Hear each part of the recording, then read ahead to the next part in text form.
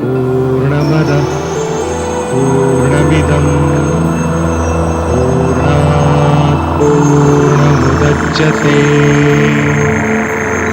पूर्णस्य पूर्णमादाय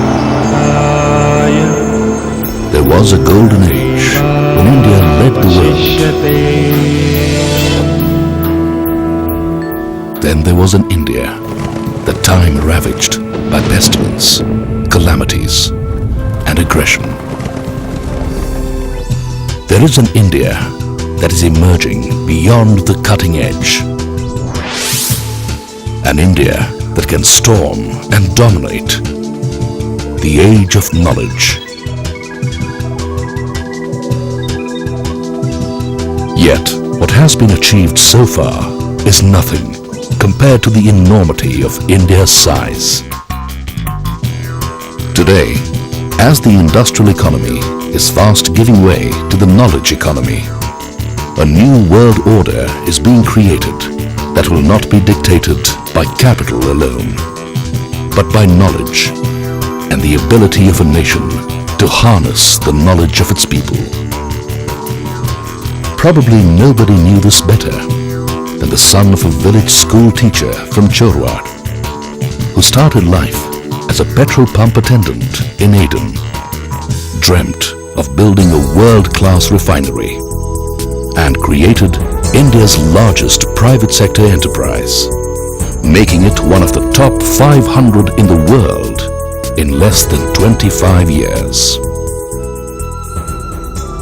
Dhirubhai Ambani envisioned India as a leading nation in the knowledge economy, with its people empowered through better education, improved health, globally relevant skill sets, good governance, and abundant opportunities.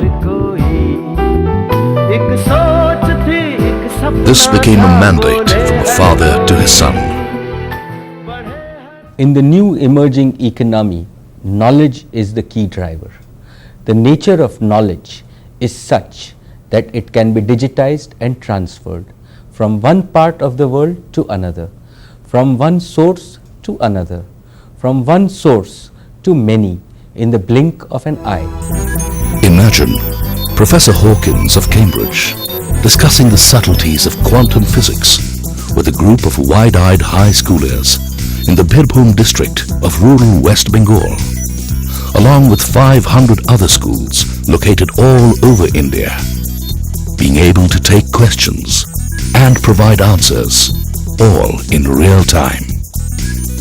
Imagine Arvind Sinha in Bihar not having to run from pillar to post from his village near Darbhanga to Patna, back and forth, searching for a file that records his great-grandfather's release from bonded labor and the ownership deeds of that small piece of land on which he lives. Imagine a traditional matchmaking going digital.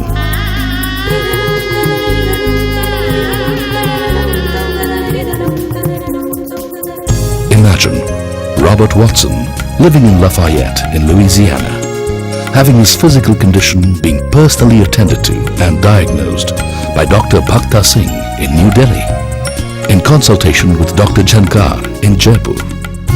Imagine a village school teacher in Hosur, near the border of Tamil Nadu and Karnataka, being able to see and speak to his grandson in Brandenburg, Germany, without ever having to leave his village, delighting in the first gurglings of his great-grandchild. Imagine living in the mountains, sailing the high seas, or simply basking out in the open, and yet being able to work efficiently. Imagine a digitally empowered India, the knowledge hub of the world, changing the way India lives, thinks, and works, ushering in a new way of life.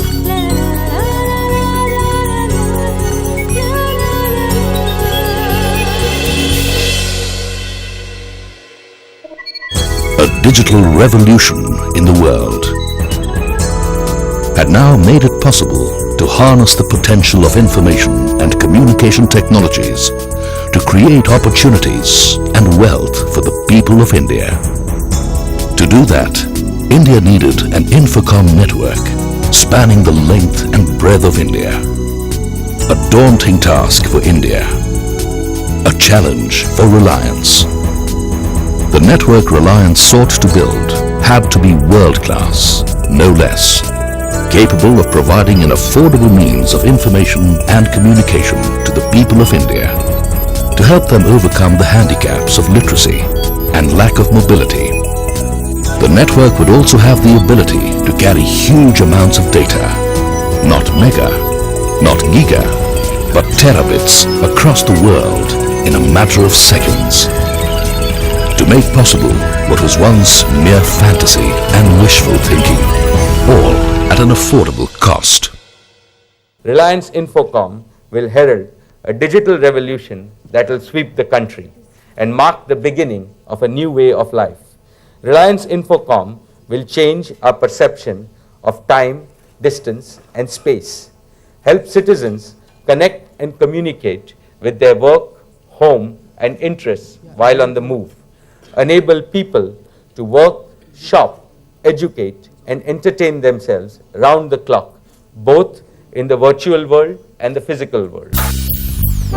Starting in late 1999, Reliance Infocom began laying a pan-India, nationwide, high-capacity fiber optic network. This future-ready, IP-enabled, fully convergent network is designed to connect every city, every town, every village, every Indian, in every home and every office. A task of a magnitude probably never attempted before in the entire world. Getting thousands of right-of-way permissions from various authorities. Laying cables across challenging physical terrain. We needed over 2.5 lakh kilometers of ducts, and nobody could provide them to meet our deadlines. So, we had to build our own duct manufacturing plant. 50 million man-day efforts in less than 1,000 days. And we had the first phase of our network in place. Infocom was our first service initiative. We had thousands of people working from a dozen sites all over Mumbai. Mukesh was very keen to integrate all this under a single roof. I wanted a campus where people would look forward to a Monday morning. We wanted a campus that would combine high tech with serenity. The challenge was to create a happy atmosphere for thousands of people who would be working here.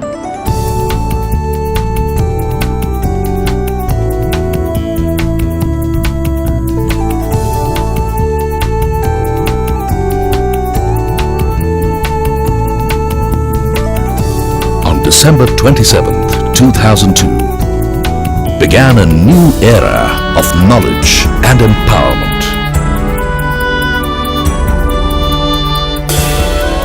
लेकिन अगर हिंदुस्तान में NASA से कोई बेहतर centre आपको देखना है तो धीरूभाई अंबानी नॉलेज सिटी में यह नेशनल ऑपरेटिंग सेंटर है।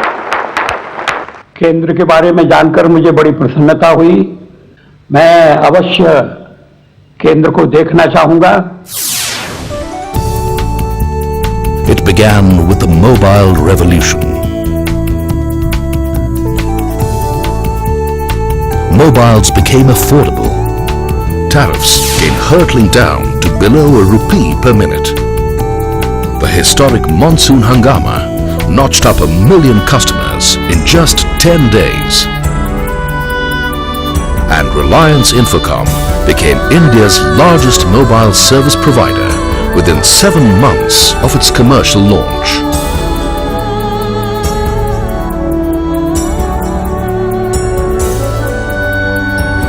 This is the first small step Reliance has taken towards building a digital India.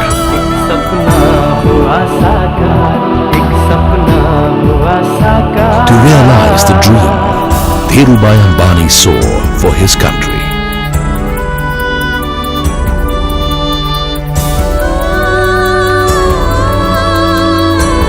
The opportunity to realize the potential of its people, to take India onto the world's center stage as a leader in the knowledge era.